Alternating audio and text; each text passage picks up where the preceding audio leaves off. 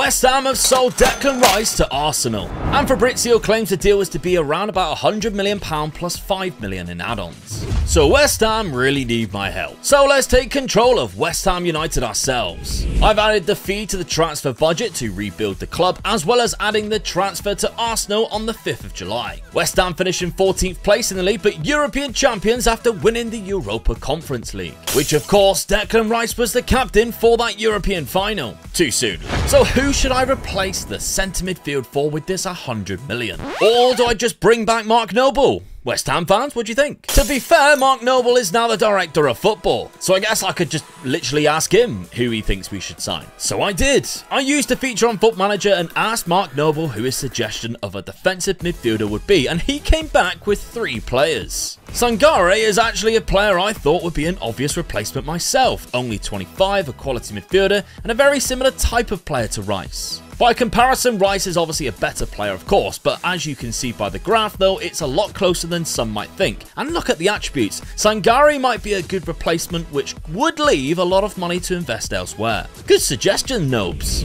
Al Mazrati was another choice. Personally, Sangare is better, and this is a notable downgrade to Rice. Barrios was the cheapest option of the 3 Mark suggested, but also the oldest. He does, however, have the best mental attributes, but he isn't a leader. Because with the captain Rice leaving, we kind of need to fill that leadership role as well. What about using Football Manager to find a similar player to Rice? I mean, slightly unrealistic targets with Casemiro, Llorente and Tchouaméni. However, Lobotka from Napoli, that's an interesting one to pop up.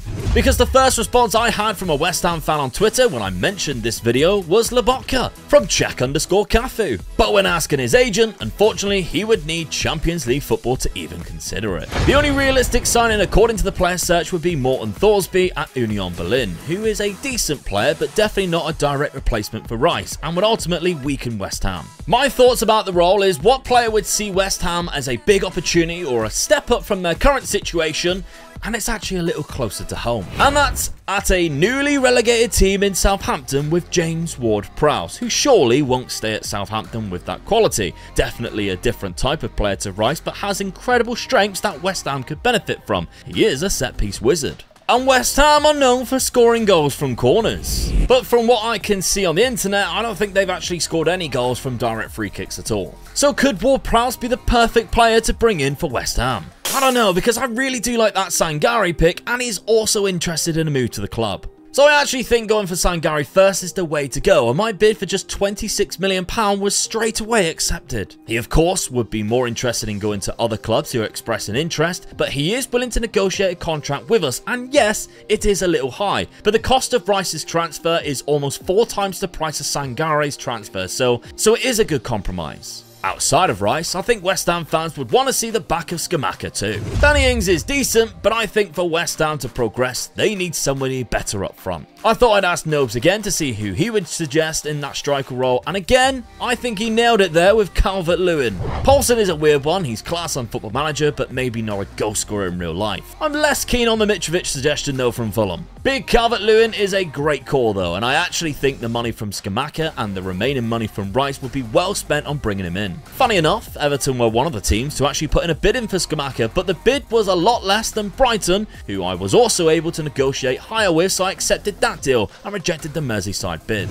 Back to the Declan Rice replacement though, Sangare has agreed terms and the deal is confirmed for just £26 million. And soon after, Scamacca completed his deal to Brighton as well. So straight away, I went in for a bid with Calvert-Lewin and eventually negotiated a deal for £47 million. A fair price, I think. Even contract-wise, I think it's worth it as he really does improve the side. And I think there's one more position that needs strengthening. It has to be the centre-back position. Zuma is the best at the club, but he prefers volleying cats rather than attackers. And Obana is arguably the second or third choice, and he's 35 years old. Aguerd is okay, but if there's money left over, I think we should sign somebody better. The DCL transfer can be completed, and I'm curious to see what our transfer budget is like after for the centre-back. And with a bit of sliding the wage budget down, it's a healthy amount, so you know what that means. Hello again, Mark. Who are we going for at centre-back then? I really like those suggestions. I don't know about Gay, I just don't think it's that realistic, and he's rather expensive for how good he is. Gertruda is only 6 foot and I think more of a right back in my opinion. Todibo though is a good suggestion. He's French just like Zuma, so they would theoretically communicate a lot better. He's quick and he's very good on the ball with good composure. I also like another French defender in Mohamed Simakan, however. Similar attributes, also French, and when asking his agent, I was surprised to see that he was actually interested in signing. But I'm going to go for a third French defender, but again, in the Bundesliga in Le Croix. The Wolfsburg defender is rapid and his physical attributes are incredible. I got a bit accepted for just £30 million, which again, I think in today's market is a great deal and well worth it for this player. And the 23-year-old isn't going to break the bank in terms of wages as well, and I got one agreed for just 90k a week. And within days, we managed to get our man. So we've got our players. What system are we running?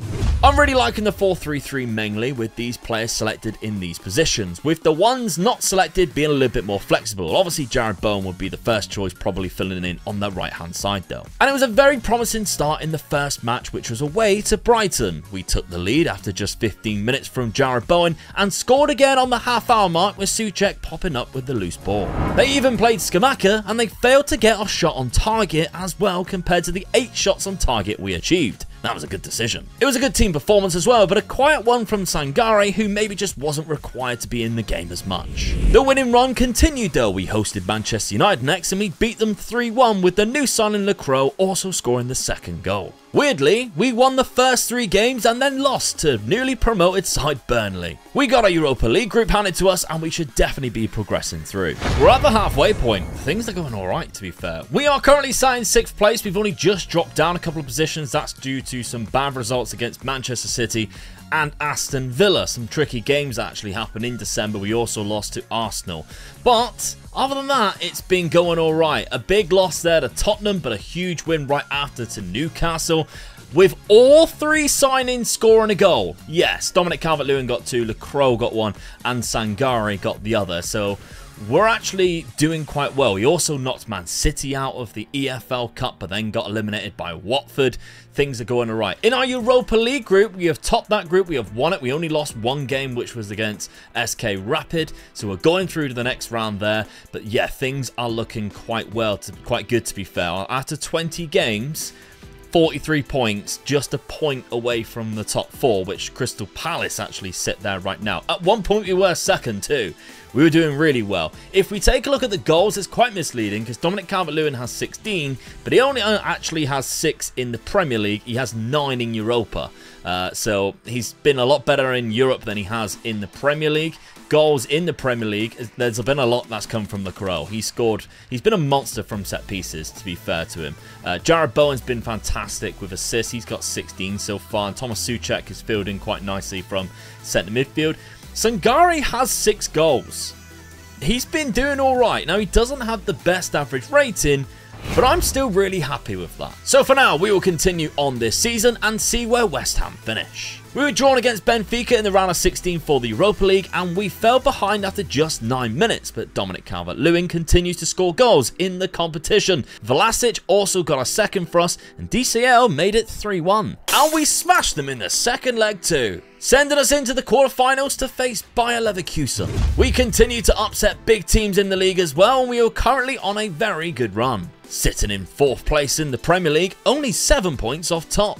We smashed through to the next round of the Europa League, beating Leverkusen 6-0 in the first leg in Germany. And Sangare scored an absolutely incredible goal, running from deep with the ball, passing it off, and continuing his run to score a beautiful finish when he received it back. And it was Atalanta who awaited us in the semi-final of the Europa League. But they unfortunately ended our run in the competition after beating us 4-3 on aggregate, ending our hopes of Champions League football next season. Or so you thought, because somehow West Ham finished in 4th place. Yeah, Declan Rice moved to Arsenal and they got the same amount of points as us, 81. We finished 1 point higher than Manchester City, obviously the current champions, and sent them into Europa League. Somehow Man United won the league, but only 4 points above us, may I add. We had an incredible season. The end of the season was a little bit bonkers. Obviously, that huge 6-0 win against Leverkusen was way out of what I thought we were capable of. And then a 3-2 home win as well. But even that, the league wins, we just carried on winning games despite going out against Atalanta. The last game that we actually lost in the league was Newcastle, and that was a close one. That was only a 3-2. FA Cup is exactly the same, 3-2 loss to Liverpool there. We just kept winning games in the Premier League. It was mental. We faced Arsenal. They had Declan Rice playing at the London Stadium again, and we beat them 2-1. It was lovely stuff. We didn't have the goal scorers though, but that's fine. We went to Stamford Bridge and we beat them 2-0. It was just lovely to see. The end of the season even, we beat Liverpool, who were there or thereabouts for the champions, 2-1 at Anfield. And if you think about it, they were only 1 point off Manchester United. We cost them the league. So what a season we actually had. Not only did we guarantee ourselves Champions League football, but we stopped Liverpool from winning the league and allowed Man United to win the league, which obviously I'm a little bit more happy with. We almost got to the final of the Europa League. So close yet again, West Ham fans.